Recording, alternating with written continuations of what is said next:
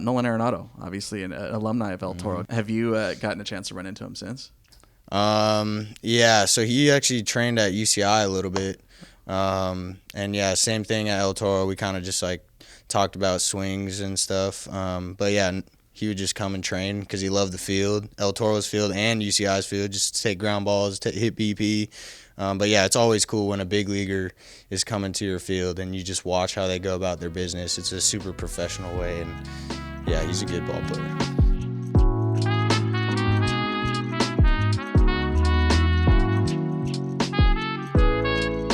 Sitting down with Nathan Church today. Nathan, I think the most logical place to start here as we kind of go through your career is to start all the way back at the beginning. So when did you start playing ball? I started playing when I was 6 years old. Ever since I could start walking, I just picked up a ball and threw it in the house. So. And when did you start taking it serious? Because it seems like that kind of transformation happens a little different for everybody that we have sat down with this season. It seems to kind of be a wide spectrum of when guys are like, okay, I'm playing other sports, I'm playing something else, I'm taking something else seriously. So when was it starting to get more serious for you? Yeah, so growing up, I played basketball, football, soccer, baseball, but it started to get serious like around middle school, I'd say. I fully devoted my time to travel ball and baseball because I was going to go play in high school. And so, yeah, that was kind of when I started everything. And El Toro, like, that's a pretty serious program, too. That's where you ended up going to high school, right? Yeah, El Toro is a pretty good program, so it was cool to go to that high school for sure. What was that's a public school, right? El Toro? Public. So when it comes to public school, like, especially in Southern California, you have competing schools of, the public and the privates, especially in the area you grew up in. So in those public settings are like, is there some sort of recruitment process, or are you just like straight up picking schools? It's honestly just kind of wherever you grew up in around your town, you just went to that high school. So I was either able to go to Trabuco High School or El Toro because of where I was living. So I chose El Toro, but I never wanted to go private or anything. But El Toro was kind of where I was set to go. Was that because of baseball? No, it was just it was kind of closer to my house versus Trabuco. But it was just El Toro was closer, so it ended up how it was. And Trabuco is like a pretty good program too, so like it was kind of pick your poison, honestly, at that point, I'm sure. But what was it like at El Toro? Like I never got a chance to go to that school. I've said it on the show before. I'm from Southern California too, so in that area, but everything I've heard about El Toro has been good. Yeah, El Toro is a good school. They're really known for their 20 stair, so a lot of people like fly over to our school and jump on their skateboards and bikes and jump off the 20 stair, and that's just like it's just a cool thing that they do. They'll like sometimes break their arm or something, but they'll fly from like New York to go and try and skate our 20 stair. But El Toro it's a cool, fun school. I've seen like a million clips of that for sure. And now that you're like mentioning it, I know exactly what. Mm-hmm. I think it was even in mid 90s, that Jonah Hill movie. I'm pretty sure it was in that. Mm-hmm. Did you skate growing up or? Yeah, I skated a little bit, nothing too crazy because I was playing sports. I didn't want to break a bunch of bones because that's pretty easy to do. But yeah, I skated, surfed a little bit. But yeah. Which one were you better at? I was better at skating, but I do like going to the beach more. But skating, I liked skating over surfing. Do you still do that like off-season stuff? Or? I could whip out a pop shove it or a kick flip, but we kind of throw that aside now that we're playing pro ball. But yeah. I feel like surfing's a little bit more, I don't know if safe is the right word, but it's like kind of it's chiller for sure. Like you're not landing on concrete all the time. Yeah, no, it's water versus concrete. Yeah. Yeah, so I'm assuming you still like surfing the off-season stuff. Yeah, I like going to the beach a lot and golfing a lot. So yeah, it's fun times. What's beach of choice? You going to Newport or? Yeah, Newport. I went to UCI, so it was right there. So Newport was the beach to go to for sure. Curious because it's hard to find. We're talking about El Toro. It's hard to find like rosters year by year. Paul Skenes, class of 2020 at El Toro. Did you actually get a chance to play with him? When he was a sophomore, I was a senior, and yeah, he played on varsity. So he wasn't throwing 99 yet, but you could tell he was gonna be good one day. So, but yeah, it was cool. Was he committed at that point yet? Or do you remember? The year after, I think he committed to Air Force. So his junior year. So the year after I left, he committed. So was there already some sort of buzz with that, or was he still just a unknown sophomore at that point? No, he was. Yeah, we knew he was a good player. But yeah, he always wanted to go to Air Force, and then junior year they called him, and he went. He committed. That's crazy. Do you still have contact with him at all, or? Here and there, yeah, for sure, here and there. But we're not like best friends or anything. But yeah, we'll stay in touch a little bit. Did you do you still stay in contact with some of those guys, at least in general? Or high school? Yeah. There's a couple guys that are playing pro ball right now. So yeah, we're staying in touch. That's cool. You were the 2017 D1 champ as well while you were there during your junior season. Yep. You beat Corona at Dodger Stadium. Was that the first time you got to play in a big league park? That was the first time, and it was a great time because we won CIF and we dogpiled on the mound and everything, and it was a really cool time for sure. What do you remember most about like getting to the ballpark for the first time? Getting to the ballpark, I'd probably say just walking through the gate and we're just realizing that we're about to play a game on Dodger Stadium, and it was just a cool experience. It's so weird. I think I was listening to that game, weirdly enough. I don't remember specifically, but I feel like I was listening to that game on radio. Were you an Angels fan or a Dodgers fan? Yeah, I grew up an Angels fan, hardcore Angel fan. So was that like a little weird for you then, or were you kind of just still in awe? Well, Angels actually, they used to play at Dodger Stadium. That was kind of their home field, and then they moved to the location that they're at now. But yeah, no, I didn't think it was any weird or anything. It was cool just playing on a big league stadium. But yeah, Angels, that was what I grew up watching them. You already have a strange Cardinals connection even before you got drafted. Nolan Arrenado, obviously an alumni of El Toro. Did he ever swing by? Yeah, he came occasionally to go hit BP on the field, take some ground balls at El Toro. Yeah, he came whenever he could, but not too much. He wasn't like one of those guys that's coming back and like talking to the team or anything like that? He was kind of just doing his own thing, but yeah, if we asked him a question, he would talk to us and trying to help us out with whatever we're doing. Did you get to talk to him? A couple times, but nothing crazy. Yeah. Not like an in-depth. Nothing. Like this. Just like, hey, what up, Nolan? Like, what are you thinking about this swing and stuff? But nothing. Yeah, that's about it. Have you gotten a chance to run into him since? Yeah. So he actually trained at UCI a little bit. And yeah, same thing at El Toro. We kind of just like talked about swings and stuff. But yeah, he would just come and train because he loved the field, El Toro's field and UCI's field, just to take ground balls, to hit BP. But yeah, it's always cool when a big leaguer is coming to your field and you just watch how they go about their business. It's a super professional way, and yeah, he's a good ball player. You haven't had any like professional run-ins with him yet, have you? No, nothing not yet. yet. So does he even know you exist / have the like similar path? Well, actually, yeah, no. In spring training, I would play some of the big league games in spring training. But yeah, we just say what up and that's cool. How's it going? That's cool. it. Yeah. Former El Toro kids. Yeah, it's cool.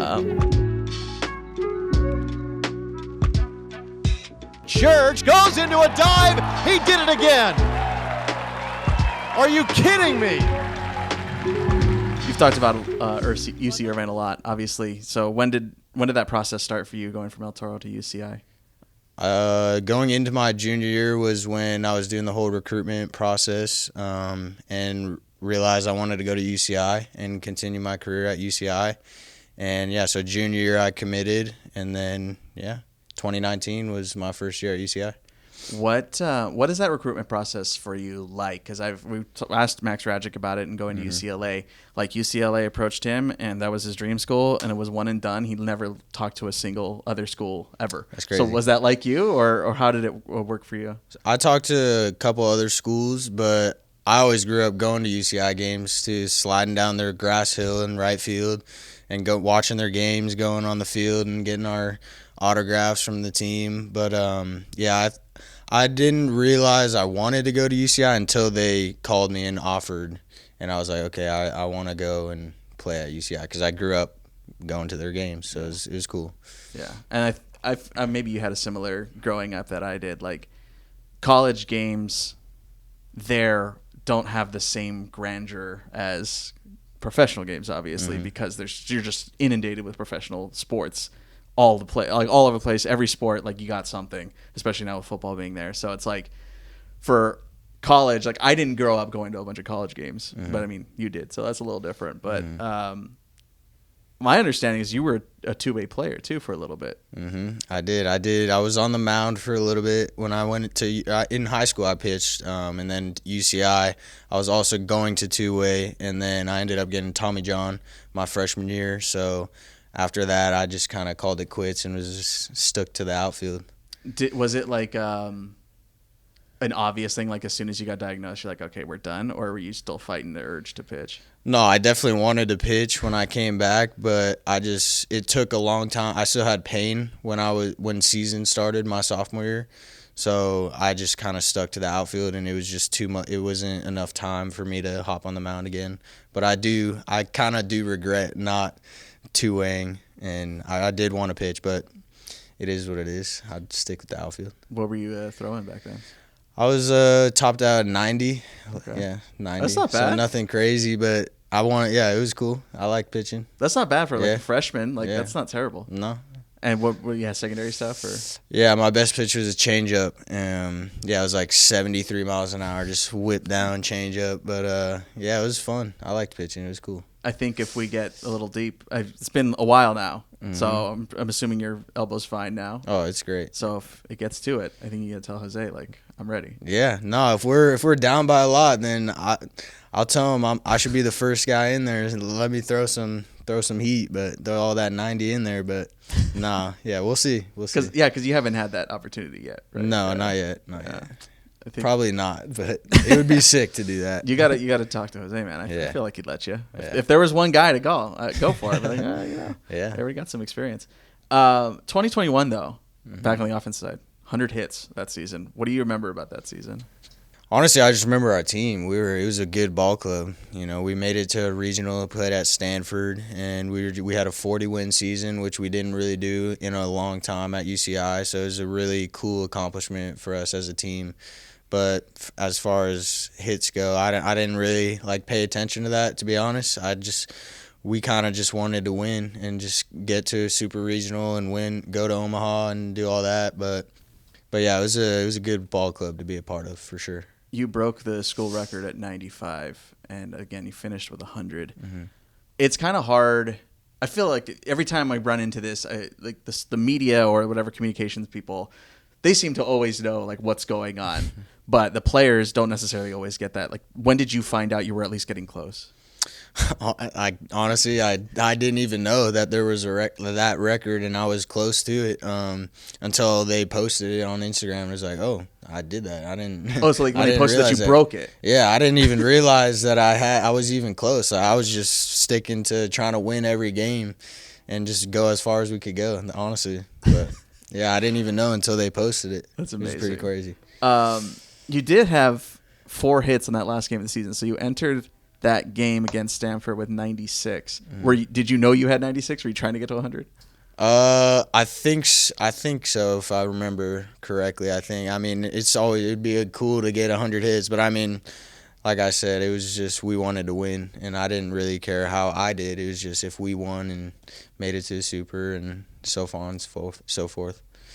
You obviously had a great career at UCI, and UCI is a good school, especially Big West ball. It seems, especially now, especially it's the time that you went through the system, everybody is competitive on a year-to-year end basis.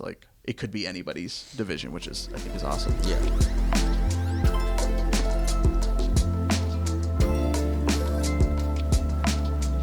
And Church unloads down the right field line, tight, out, and gone! What do you remember about being drafted? What do you remember about draft day?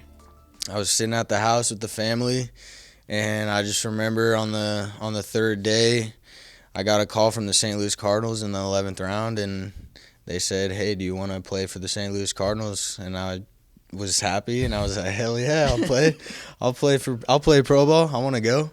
But yeah, it was a cool experience. That was my dream as a kid, was getting drafted and playing professional baseball.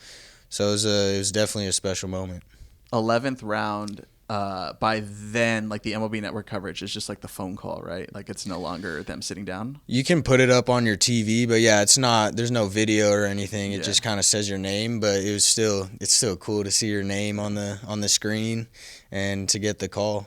So you guys were actually watching? Yeah, we put it up on our TV, and yeah, we were watching. We watched every pick, and yeah, we just watched until I got the call, and then 5 minutes later, my name came up, and St. Louis Cardinals picked me in the 11th round. So that was 3 days. Was that like excruciatingly long, or? It wasn't terribly long. I just wanted to go play professional ball. So once it got to the third day, I was like, I don't know, maybe not. But yeah, I was happy to be called in the 11th round. I'm not saying this is late. I don't think 11th round is late. It's not like the last round or anything like that. And whatever, you get drafted, you get drafted. Who cares? Yeah. But like, does that put a chip on your shoulder, or do you not necessarily care about it? No, it definitely puts a chip on my shoulder because, there's a lot of people that went before me, and I'm sure the people in the 19th and 20th round are thinking the same thing. But, yeah, it definitely puts a chip on my shoulder to just be as good as I can be every single day. Do you play with that? Like, let's say like you're having like a down week or something. Like, are you thinking about that at all? Yeah, I kind of remind myself, like, hey, like, keep your chip on your shoulder. Like, this is what you're here for a reason, and you need to compete every single time. And yeah, that's kind of what I remind myself every time. I saw someone call you online, quote, off the radar. Do you feel like you're off the radar? I'd say, yeah, a little bit. And I kind of prefer that, to be honest. I like that chip on the shoulder. I mean, a lot of focus and cameras is cool, but I like the chip on the shoulder because it keeps you motivated and it keeps you wanting to be better every single day. But yeah, I'd say a little bit I'm off the radar, which is good. Was that like your mentality growing up? Like, were you off the radar in high school and in college and all that too? Yeah, in high school wasn't really highly recruited for like professional or anything. Few schools for D1. But yeah, nothing too crazy. No like Pac-12, SEC, big schools that were calling me. But I didn't really care about that. I was just focused on myself, and if I got an opportunity to play college baseball, then I was going to take it and then see how far I can take it and try and go professional, and here we are. Yeah, I mean, just keep playing. Yeah. Right? Like, I guess that's all that really matters. Exactly. If you're still playing, you're beating a lot of people. Exactly. That led you to a pretty big month this year in April. Yeah. St. Louis Minor League Player of the Month. What did that mean to you?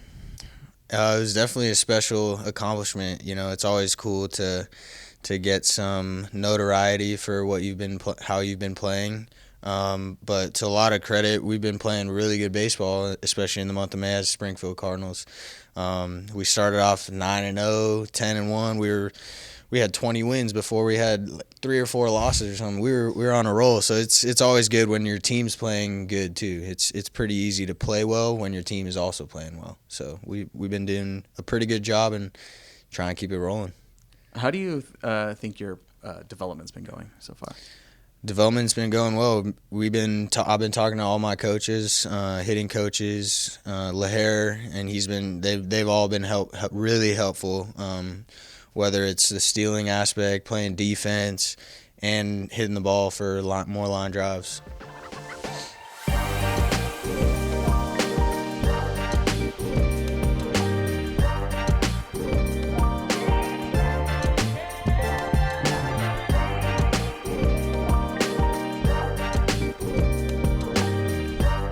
Oh, what a play by Nathan Church. All right. We do this on every single one of these episodes. This is called the Cardinals Quickfire. So I have a whole bunch of questions I'm going to throw at you that have nothing to do with each other. Let's see how you do, all right? All right. Okay, this first one. How many times has an opposing ballpark played Take Me to Church when you come to bat?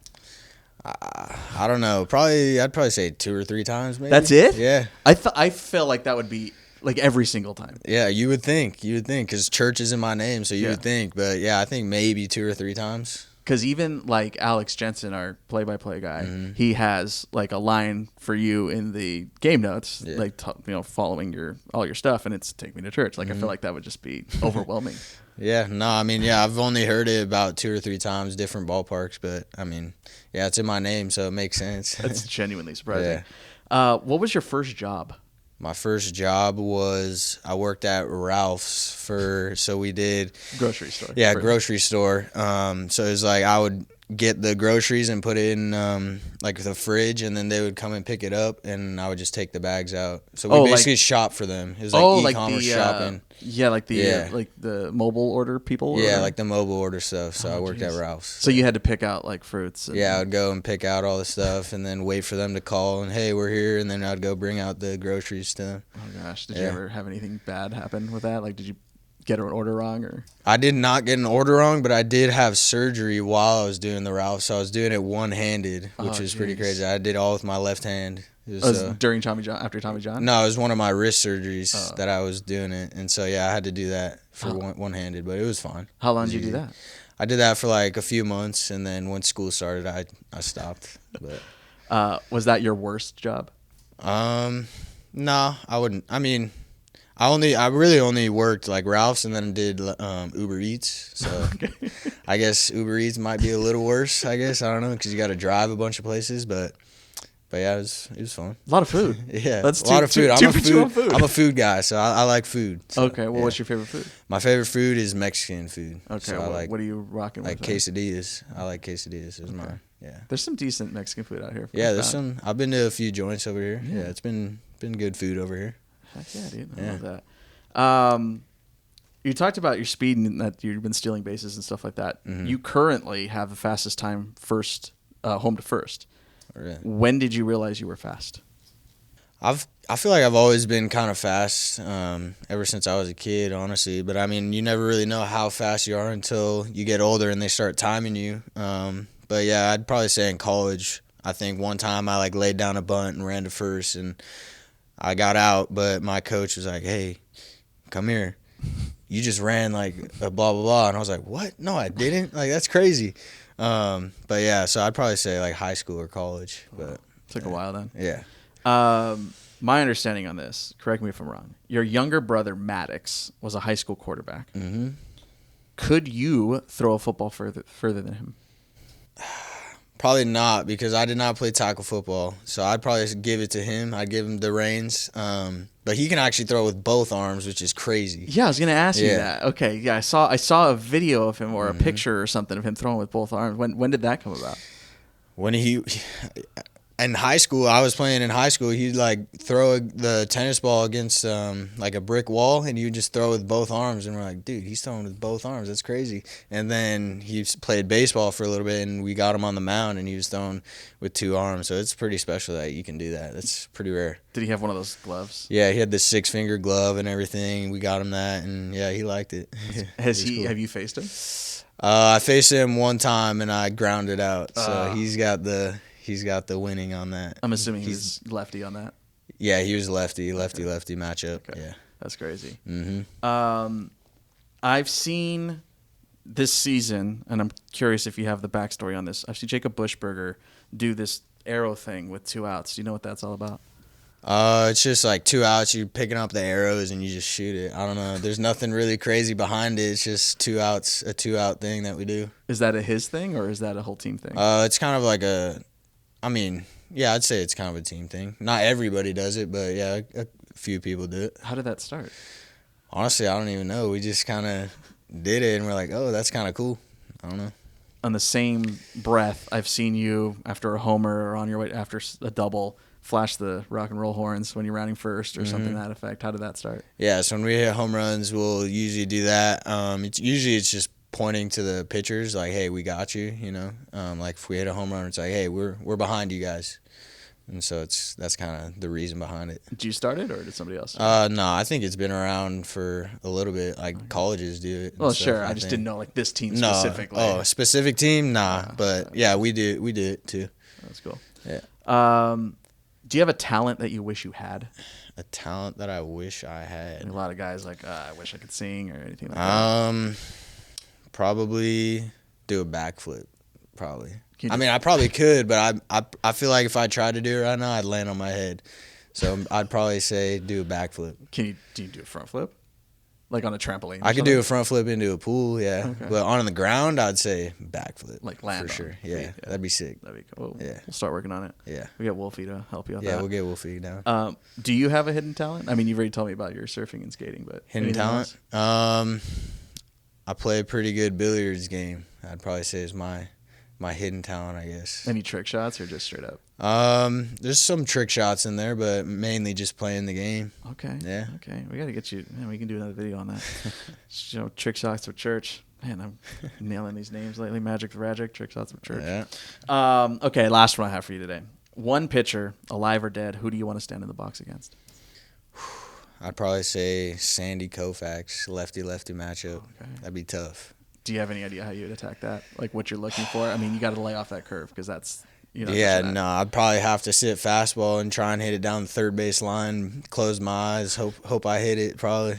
That's probably what I'd do. I like that. That's a good pick. Nathan Church, thanks for joining us today. Thank you. Thank you for having me.